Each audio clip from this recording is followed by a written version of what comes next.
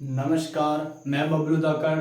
आज आपके बीच में जो टॉपिक लेकर आया हूँ उसका नाम है ऊर्जा संसाधन। ऊर्जा संसाधन की बात करते हैं अपन। तो ऊर्जा संसाधन होते क्या हैं, तो ऊर्जा अपने को कहाँ कहाँ से प्राप्त होती है, कैसे मिलती है, वो सभी अपन देखेंगे। तो ऊर्जा संसाधन क्या होते हैं, तो जैसे अपने को कोई भी काम करने के लिए जो ऊर्जा की आवश्यकता होती है उसे अपन ऊर्जा कहते हैं। जैसे चलने के लिए हमें पेशीय ऊर्जा की आवश्यकता होती है, बोलने के लिए हमें सुनने के लिए हमें ध्वनि ऊर्जा की आवश्यकता होती है, इसके अलावा विद्युत के लिए विद्युत ऊर्जा की आवश्यकता होती है। तो ऐसे ऊर्जा हमें कई सारे कामों को करने के लिए हमें ऊर्जा की आवश्यकता होती है। तो उन सभी के बारे में आज हम पढ़ेंगे, जिसका नाम है क्या, ऊर्जा संसाधन। ऊर्जा संसाधन के बारे में देखने से पहले हम इसके बारे में देखेंगे कि ऊर्जा की परिभाषा क्या होती है और ऊर्जा का वर्गीकरण किस प्रकार हम कर सकते हैं। उसके बाद में हम देखेंगे कि सेपरेट अलग अलग देखेंगे कि रिन्यूएबल एनर्जी सोर्स क्या होती है, नॉन रिन्यूएबल एनर्जी सोर्स क्या, कन्वेंशन एनर्जी क्या होती है, नॉन कन्वेंशन एनर्जी क्या होती है, और इसके अलावा नाभिकीय संलयन न्यूक्लियर एनर्जी क्या होती है, विंड एनर्जी क्या होती है, सोलर एनर्जी क्या होती है, वाटर एनर्जी क्या होती है। इसके अलावा फिर इसी में देखेंगे ग्रीन हाइड्रोजन टेक्नोलॉजी क्या होती है, उसके प्रकार क्या होते हैं, ग्रीन हाइड्रोजन का अर्थ क्या होता है, वो सारे अपन विस्तार से देखेंगे। तो ऊर्जा संसाधन के बारे में देखने से पहले इसका मैं एक लेआउट बना देता हूँ कि इसमें अपने को पढ़ना क्या क्या है ऊर्जा संसाधन के अंदर, ठीक है। तो इसमें अपने को देखना है, इसकी क्या देखनी है, पहले तो देखनी है इसकी परिभाषा देखनी है, ऊर्जा की परिभाषा देखनी है। उसके बाद में देखना है इसका वर्गीकरण देखना है, ठीक है। ऊर्जा का इस वर्गीकरण देखना है। नंबर थर्ड देखना है इसमें अपने को नंबर थर्ड देखना है सभी ऊर्जा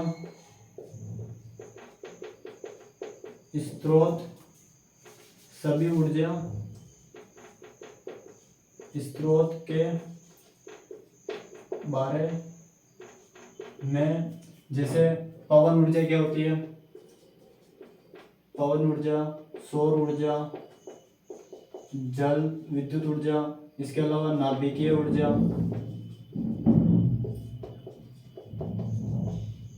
कोयले से प्राप्त ऊर्जा, इन सभी के बारे में अपने को विस्तार से देखना है, ठीक है। इसके बाद नंबर फोर्थ अपन देखेंगे ग्रीन हरित हाइड्रोजन टेक्नोलॉजी क्या है, तो ग्रीन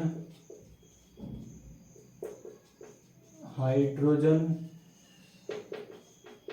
टेक्निक क्या है, ठीक है। इन सभी के बारे में देखेंगे। इसके अलावा बाद में देखेंगे कि भारत सरकार ने ग्रीन हाइड्रोजन के लिए नेशनल एक मिशन चलाया, नेशनल हाइड्रोजन मिशन NHM, जिसकी शुरुआत 2021-22 में की गई थी, ठीक है। और इसके बाद में देखेंगे अपन वन सन वन वर्ड और वन ग्रेड, यानी कि OSOWOG क्या है, तो one sun one word one grade क्या होता है, इसका कॉन्सेप्ट किसने दिया था और इसके क्या क्या एडवांटेज हैं, जिसको अपन वन सन वन वर्ड और वन ग्रेड को लेकर आए हैं, और इसका भविष्य में क्या संभावना है, उन सभी के बारे में देखेंगे। तो आज अपन स्टार्ट करते हैं ऊर्जा संसाधन के बारे में परिभाषा को देखते हैं कि परिभाषा क्या होती है इसकी, और इसके बाद में अपन देखते हैं इसका वर्गीकरण, ठीक है। तो इसमें सबसे पहले अपन आप देखते हैं क्या, इसकी परिभाषा, डेफिनेशन की बात करें तो इसकी डेफिनेशन सामान्य हो जाएगी। कार्य करने की क्षमता को अपन क्या कहते हैं, ऊर्जा कहते हैं। तो इसकी परिभाषा क्या हो जाएगी, तो कार्य करने की क्षमता को क्या कहते हैं, ऊर्जा कहते हैं। कार्य करने की क्षमता को अपन क्या कहते हैं, ऊर्जा कहते हैं, ठीक है। जैसे उदाहरण की बात करें तो कोई सा भी कार्य करता है, तो जैसे मनुष्य को चलने के लिए किसकी कौन सी ऊर्जा चाहिए, तो पेशीय ऊर्जा चाहिए होती है। पेशीय ऊर्जा मनुष्य को कार्य करने के लिए पेशीय ऊर्जा। इसके अलावा विद्युत के लिए विद्युत ऊर्जा चाहिए होती है, और इसके अलावा प्रकाशीय ऊर्जा हो गई, प्रकाशीय ऊर्जा, ठीक है ना। तो ऐसे हमें कई सारी ऊर्जा की आवश्यकता होती है, जैसे पेशीय विद्युत ऊर्जा, प्रकाशीय ऊर्जा, ध्वनि ऊर्जा, रासायनिक ऊर्जा, कई सारी हमें ऐसे ऊर्जा की आवश्यकता होती है। तो ये तो इसकी डेफिनेशन हो गया, उसके कुछ उदाहरण हो गए। अब इसका अपन वर्गीकरण की बात करते हैं। किसकी? ऊर्जा संसाधन का वर्गीकरण। वर्गीकरण की अपन इसकी बात करें तो इसका जो वर्गीकरण है वो वर्गीकरण का आधार अपन 3 भागों में पढ़ेंगे। कौन कौन से 3 भाग में पढ़ेंगे अपन? पहला तो पढ़ेंगे नवीनीकरणीय ऊर्जा और अनवीनीकरणीय ऊर्जा, यानी कि renewable energy source, non renewable energy source. उसके बाद में पढ़ेंगे परंपरागत ऊर्जा संसाधन और गैर परंपरागत, यानी कि कन्वेंशनल एनर्जी सोर्स और नॉन कन्वेंशनल एनर्जी सोर्स। इसके बाद में पढ़ेंगे अपन प्रदूषण से प्राप्त ऊर्जा और अप्रदूषणकारी पदार्थों से प्राप्त ऊर्जा, यानी कि पोल्यूटेंट एनर्जी सोर्स और नॉन पोल्यूटेंट एनर्जी सोर्स। इन सभी के बारे में अपन देखेंगे। तो सबसे पहले मैं यहाँ पर नाम लिखता हूँ। तो वर्गीकरण क्या हो जाएगा? पहला हो जाएगा क्या? नवीनीकरणीय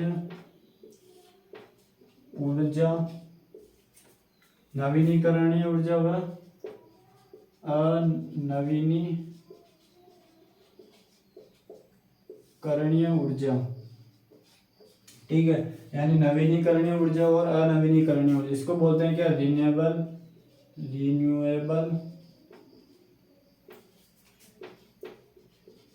एनर्जी एंड नॉन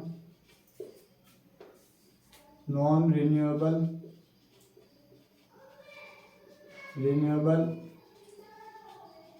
एनर्जी, ठीक है। रिन्यूएबल एनर्जी सोर्स और non renewable energy source, number first. Number second हो जाएगा परंपरागत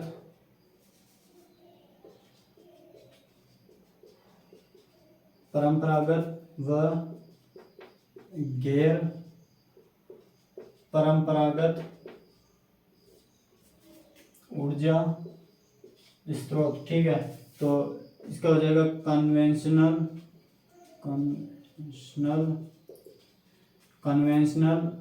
एंड नॉन कन्वेंशनल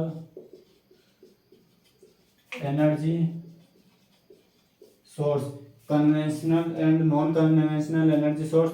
और नंबर थर्ड हो जाएगा क्या? नंबर थर्ड हो जाएगा प्रदूषणकारी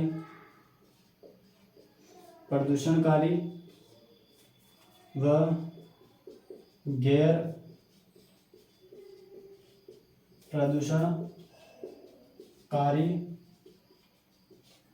प्रदूषणकारी ऊर्जा स्रोत, गैर प्रदूषणकारी ऊर्जा स्रोत। तो ये हो जाएगा pollutant energy and non pollutant energy source, ठीक है। तो 3 तरह का हो जाएंगे इसका क्लासिफिकेशन, नवीनीकरणीय ऊर्जा और अनवीनीकरणीय ऊर्जा स्रोत, रिन्यूएबल एनर्जी सोर्स और नॉन रिन्यूएबल एनर्जी सोर्स, परंपरागत और गैर परंपरागत में conventional and non conventional energy source. इसके अलावा हो जाएगा प्रदूषण व गैर प्रदूषणकारी ऊर्जा, पोल्यूटेंट एनर्जी सोर्स और नॉन पोल्यूटेंट एनर्जी सोर्स। इनके बारे में आप देखते हैं कि होता क्या है। तो नवीनीकरणीय ऊर्जा स्रोत का अर्थ होता है कि जिनको अपन पुनः प्राप्त कर सकते हैं, यानी कि जिनका एक बार कंजप्शन उपभोग हो जाने के बाद में उनको अपन फिर से प्राप्त कर सकते हैं। जैसे उदाहरण की बात करें तो पवन ऊर्जा, इसका उदाहरण हो जाएगा, सौर ऊर्जा हो जाएगा, जल विद्युत ऊर्जा हो जाएगा, इसके अलावा ज्वारीय ऊर्जा हो जाएगा, बायोगैस से जो प्राप्त ऊर्जा होती है वो हो जाएगा, बायोमास से प्राप्त होने वाली ऊर्जा हो जाएगी, इसके अलावा अपने समुद्री तरंगों से प्राप्त होने वाली ऊर्जा हो जाएगी। तो वो सारी नवीनीकरणीय ऊर्जा स्रोत हो जाएंगे। यानी कि जैसे अपन मानते हैं सौर ऊर्जा का अपन एक बार उपभोग कर लिया, उसको वापस अपन सूर्य से अपन प्राप्त कर सकते हैं सौर ऊर्जा को, ठीक है। तो वो रिन्यूएबल एनर्जी सोर्स में आ जाएंगे। नॉन रिन्यूएबल एनर्जी सोर्स की बात करते हैं तो ये एनर्जी, इसकी डेफिनेशन क्या हो जाएगी? तो वे एनर्जी सोर्स जिनको अपन एक बार उपभोग होने के बाद में पुनः प्राप्त नहीं कर सकते, और जिनकी मात्रा प्रकृति में क्या होती है, सीमित होती है। तो इनके उदाहरण की बात करें तो जैसे प्राकृतिक गैस हो गया, कोयला हो गया, जीवाश्म ईंधन हो गया, गैसोलीन हो गया। तो ये क्या एक बार खत्म होने के बाद में ये वापस इनको अपन प्राप्त नहीं कर सकते। जैसे कोयला हो गया, तो कोयले के सीमित भंडार है पृथ्वी में, अगर कोयला एक बार खत्म हो गया तो उसको वापस अपन नहीं बना सकते, या बनेगा तो भी इसको कई हजारों लाखों वर्षों का समय लग जाएगा बनने में।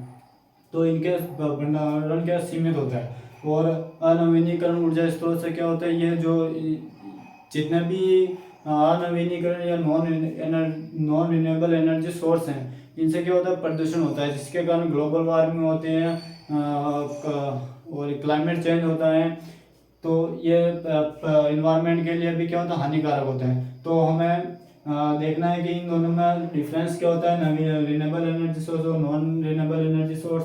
और इसके बाद में अपन इनके अलग अलग सेपरेट को पढ़ेंगे। जैसे पवन ऊर्जा होती है तो वो पवन ऊर्जा कैसे बनती है, सौर ऊर्जा कैसे बनती है, जल विद्युत ऊर्जा कैसे बनती है, ज्वारीय ऊर्जा अपने को कैसे प्राप्त होती है, बायोमास एनर्जी कैसे बनती है, बायोगैस एनर्जी कैसे बनती है, वो सारा अपन देखेंगे। और नॉन रिन्यूएबल में भी अपन देखेंगे कि ये दो तरीके की एनर्जी होती है, एक तो होती है नाभिकीय एनर्जी होती है, और एक होती है न्यूक्लियर एनर्जी होती है, और एक होती है फॉसिल फ्यूल से जो अपने को प्राप्त होती है एनर्जी, वो होती है।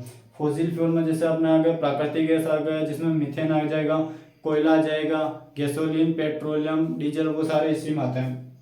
उसके बाद में न्यूक्लियर एनर्जी में देखेंगे कि न्यूक्लियर एनर्जी भी दो तरीके होती है, एक तो होते हैं नाभिकीय संलयन होता है, न्यूक्लियर फिजन होता है, एक होता है न्यूक्लियर फ्यूजन होता है, ठीक है। यानी कि नाभिकीय संलयन और नाभिकीय विखंडन। नाभिकीय विखंडन से जो एनर्जी प्राप्त होती है वो दो तरह के अपन इसको प्राप्त कर सकते हैं, एक तो अपन थर्मल पावर प्लांट से प्राप्त कर सकते हैं, और एक होता है अगर कंट्रोल हो जाएगा तो इसको अपन थर्मल पावर प्लांट कहेंगे, अगर अनकंट्रोल वाली कंडीशन होगी तो इसे अपन एटॉमिक बम के नाम से अपन पुकारेंगे। वो क्या होता है उसका भी एक सेपरेट वीडियो बनाकर अपलोड कर दूंगा मैं, उसको समझेंगे। उसके बाद में बात करते हैं कि परंपरागत और गैर परंपरागत ऊर्जा स्रोत के बारे में। परंपरागत, कन्वेंशनल और नॉन कन्वेंशनल। परंपरागत के अंदर क्या कौन आता है, तो परंपरागत के अंदर एक तो आता है अपने अनवीनीकरणीय ऊर्जा स्रोत के अंदर फॉसिल फ्यूल, यानी कि इसकी डेफिनेशन क्या हो जाएगी, कन्वेंशनल के अंदर परंपरागत में जीवाश्म ईंधन और उच्च जल विद्युत परियोजनाएं से प्राप्त जो भी एनर्जी अपने को मिलती है उसे अपन परंपरागत एनर्जी सोर्स कहते हैं। क्योंकि जो परंपरागत होते हैं वो जैसे कोयला हो गया, और कोयले के और बड़ी जल विद्युत परियोजनाएं होती है। यानी बड़ी जल विद्युत परियोजनाएं कौन सी होती है, जिन्हों 25 मेगावाट से अधिक बिजली को क्या जनरेट करते हैं, उसे अपन उच्च जल विद्युत परियोजना कहते हैं। और गैर परंपरागत में नवीनीकरण ऊर्जा स्रोत सारे आ जाएंगे। इसके अलावा नाभिकीय ऊर्जा इसी के अंदर आ जाएगी, और इसके अलावा इसमें आ जाएगा अपने और कौन सा बच गया है, तो गैर परंपरागत में नवीनीकरण ऊर्जा स्रोत सारे आ जाएंगे, और नाभिकीय ऊर्जा आ जाएगी। इसके अंदर एक आ जाएगा निम्न जल विद्युत परियोजना, यानी कि वे जल विद्युत परियोजनाएं जो 25 मेगावाट से कम बिजली उत्पादित करती हैं, उसे अपन निम्न जल विद्युत परियोजनाओं के नाम से अपन जानते हैं, ठीक है। उनके बारे में भी अपन देखेंगे। उसके बाद देखना है प्रदूषणकारी और गैर प्रदूषणकारी।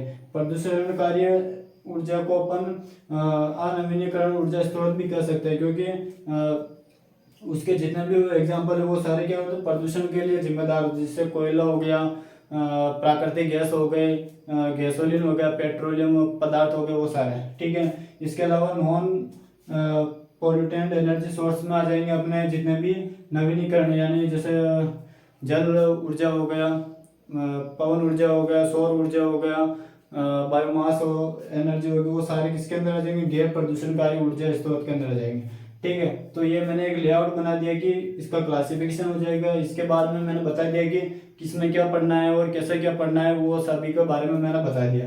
मिलते हैं नेक्स्ट क्लास में, तब तक के लिए जय हिंद, जय भारत।